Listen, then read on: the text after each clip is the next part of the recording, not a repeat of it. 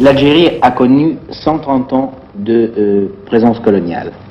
L'Algérie existait avant. Qu'est-ce qu'elle était avant, l'Algérie? C'était un État islamique. C'était un État islamique englobé dans le grand ensemble islamique, et les hommes algériens se sentaient d'abord comme des musulmans. Enfin, il n'y a qu'à penser que l'Algérie était sous domination, en tout cas nominale, d'un gouvernement turc, puisque le Dey lui-même était turc, et la plupart de ses officiers, de ses grands administrateurs étaient des Turcs. Il y avait aussi des Algériens, bien sûr. De plus en plus d'Algériens, d'ailleurs, vers la fin.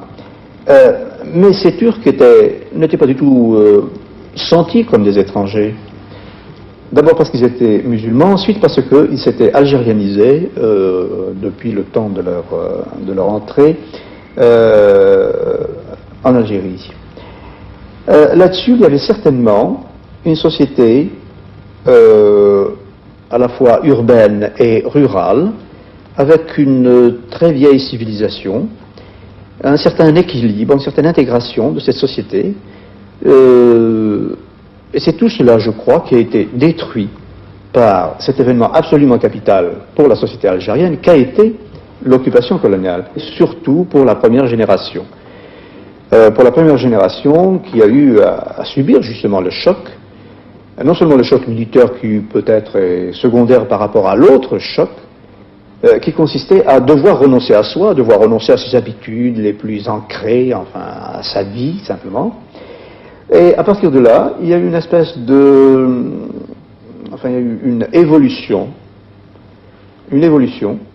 qui, je crois, peut être marquée par 3 étapes. Une première étape de prostration, presque, nous avions perdu tout. Une deuxième étape de, je ne sais pas comment dire, d'essai d'adaptation à la colonisation, parce que la colonisation s'est implantée de plus en plus profondément dans notre pays. Les gars étaient bien obligés de réagir à ça. Alors bon, les ouvriers saisonniers qui descendaient dans les fermes, les gars qui partaient en France, les gars qui envoyaient leurs enfants à l'école française, chose qu'ils ne faisaient pas à la première génération, parce qu'ils considéraient ça comme une espèce de démission, de trahison, etc., etc. Il y a eu toute une période c'était la période euphorique de la colonisation, pendant laquelle nous, c'est-à-dire la société colonisée, était obligée de s'adapter tant bien que mal à l'ordre existant. Bon. La troisième période, ça a été celle qui a mené justement à la guerre de libération, c'est-à-dire à partir du moment où les gars ont senti qu'ils allaient tout perdre réellement, ou se perdre dans ce système colonial, il y a eu la création de tous ces mouvements nationalistes ou culturels ou religieux qui ont justement permis à l'homme algérien de se récupérer en quelque sorte.